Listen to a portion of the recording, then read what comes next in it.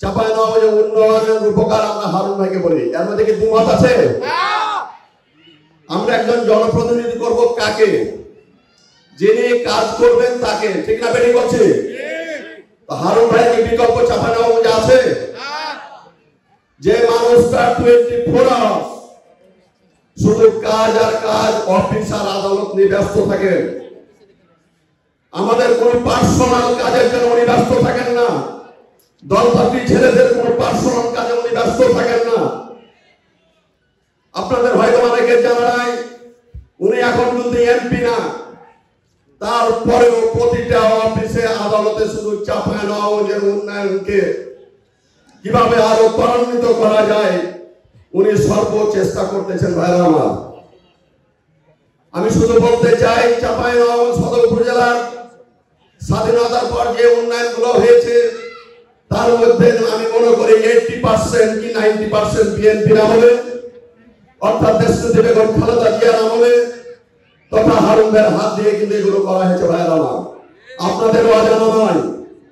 আমরা এখানে যারা উপস্থিত আছি এই লোকগুলাকে দেখে বলেন যে এই লোকগুলা কোনো আমিমের মধ্যে আছে, কোন দুষ্কৃতি কাজের মধ্যে আছে?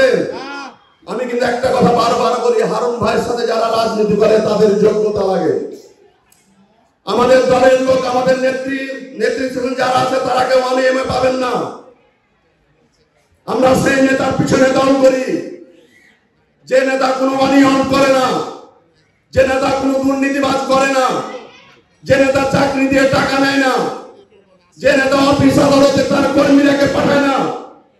আমার মতো নতুন আজ পর্যন্ত আমি থানা চিনলাম না, সেই নেতার পিছনে আমরা দল করি। সেটা হচ্ছে জনাব হারুন রশিদ হারুন ভাই।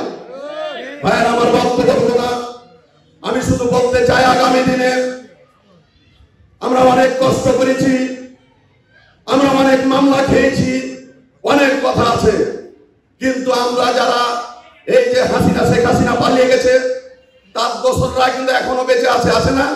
হয়তো এলাকায় ঘোরাঘুরি করছে। তো আমি মনে করি যারা দাগী তাদের বিচার ইনশাআল্লাহ রাষ্ট্রযন্ত্র করবে, কিন্তু আমরা কি তাদের বিচারকে আমরা হাতে উঠিয়ে নিব? আওয়ামী লীগ যা করেছে আমরা কি করব? তাহলে তো আমরাও আওয়ামী লীগের মতো হয়ে গেলাম।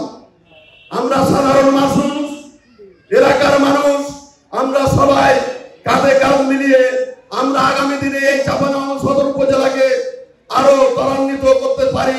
হারুন ভাইয়ের হাত ধরে আমরা যেন বাকি কাজগুলো করতে পারি।